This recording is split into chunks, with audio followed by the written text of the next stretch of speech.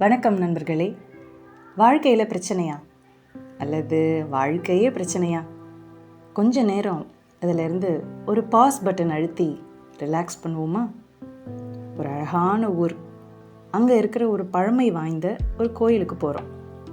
இன்னொரு தடவை ஒரு மலை அடிவாரத்திலிருந்து கஷ்டப்பட்டு வேர்க்க மேலே ஏறி அந்த சிகரத்திலிருந்து அப்பாடா கீழே ஊர் எப்படி இருக்குது அப்படின்னு பார்க்குறோம். இன்னொரு தடவை ஒரு அழகான காடு, அங்கே சலசலன்னு ஓடுற ஒரு ஓடையோட இல்லைன்னா ஒரு அருவி ஓடுற சத்தம், அதை கேட்டுக்கிட்டே அந்த காட்டுக்குள்ளே போகிறோம். அப்பா எப்படி இருக்குல்ல நம்ம மனசு. இந்த மாதிரி என்றைக்காவது இந்த மாதிரி இடத்துக்கெலாம் போயிட்டு வந்து ரொம்ப ஜாலியாக இருந்ததுப்பா. அப்படியே திருப்பி ரீசெட் அழுத்தின மாதிரி இருந்தது நம்ம மனசு, நம்ம வாழ்க்கையெல்லாம் கொஞ்சம் ரிலாக்ஸ்டாக இருந்தது. அது மட்டும் இல்லாமல் தினசரி ஓட்டம், கஷ்டம், இதிலேருந்தெல்லாம் தப்பிச்சு சந்தோஷமாக இருந்தோம்ல அப்படின்னு தோணுது. சில பேருக்கு இப்போ தாண்டா வாழ்க்கையே வாழ்ந்தோம் அப்படின்னு கூட தோணும். கரெக்ட். இப்படி ஒரு சில நாள் நம்ம இதிலேருந்து தப்பிச்சு வெளியில் இந்த மாதிரி இடங்களுக்கெல்லாம் போயிட்டு வரும்போது ரொம்ப சந்தோஷமாக தான் இருக்குது. நாமளும் ரீசெட் அப்படிங்கிற பட்டனை அழுத்திக்கிட்டு திருப்பி நம்ம வாழ்க்கையை புதுசாக ஆரம்பிக்க போகிறோம்டா அப்படின்னு நினச்சிட்டு தான் வருவோம்.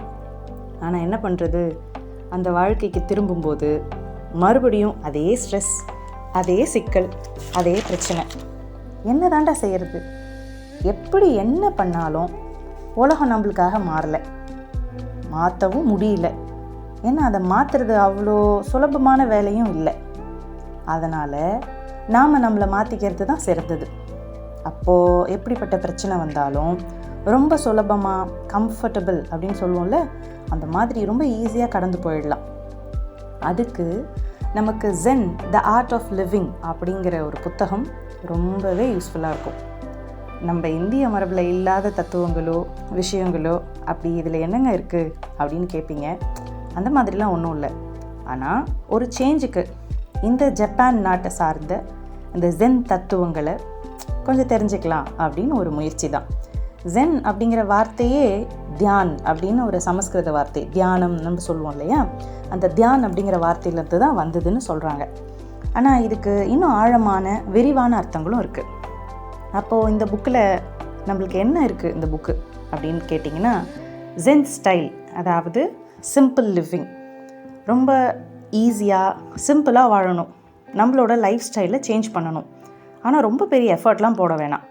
ஸ்லைட் சேஞ்ச் அப்படின்னு சொல்லுவோம்ல, நம்ம சேஞ்ச் பண்ணோம்னே தெரியாத அளவுக்கு ரொம்ப சின்ன மாற்றம் நம்மளோட தினசரி பழக்க வழக்கங்கள்லையும் நம்ம வாழ்க்கையில் பார்க்குற பார்வை அப்படின்னு ஒன்று இருக்கு இல்லையா, அந்த பார்வையிலையும் ரொம்ப சின்ன மாற்றங்கள் செஞ்சாலே போதும்.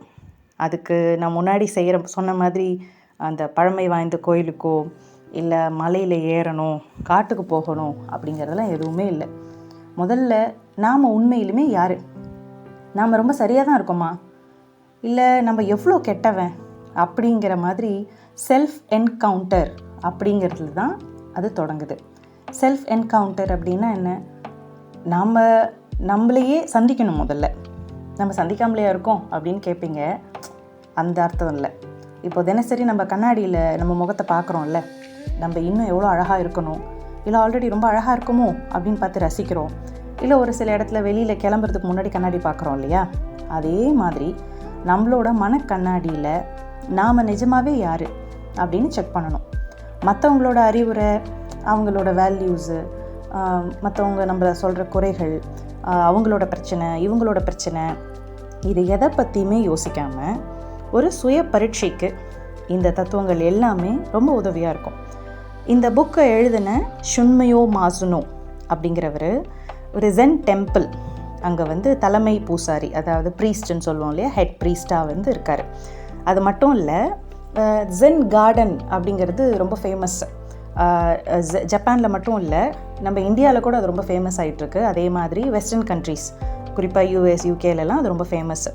அந்த மாதிரியான ஜென் கார்டனை, தோட்டம், ஜென் தத்துவங்களை சார்ந்த தோட்டங்களை டிசைன் பண்ணி தரவர். நிறைய ஹோட்டல்ஸில், எம்பசிஸ்லலாம் இவர் ஜென் கார்டன் டிசைனராகவும் இருக்கார். ஸோ முதல் பாடம் அப்படிங்கிறத பார்க்குறதுக்கு முன்னாடி இந்த புத்தகம் முதல்ல 3 பார்ட்டாக பிரிச்சிருக்காங்க. அந்த 3 பார்ட்டில் முதல் பார்ட் என்னென்னா 30 வழிகள் கொடுத்துருக்காங்க. அந்த 30 வழியில் என்ன வழிகள் என்னென்னா, நம்மளோட வாழ்க்கை இருக்கு இல்லையா, அதை எப்படி நம்ம மாற்றுறது அப்படின்னு தவிக்கும்போது நம்மளுக்கு ஒரு புத்துணர்ச்சி கொடுத்தா எப்படி இருக்கும், அந்த புத்துணர்ச்சி கொடுக்கறதுக்கு உண்டான 30 வழிகள் தான் இந்த முதல் பார்ட்டில் என்ன முதல் விஷயம் சொல்லியிருக்கு அப்படிங்கிறத அடுத்த ஆடியோவில் பார்க்கலாம். நன்றி.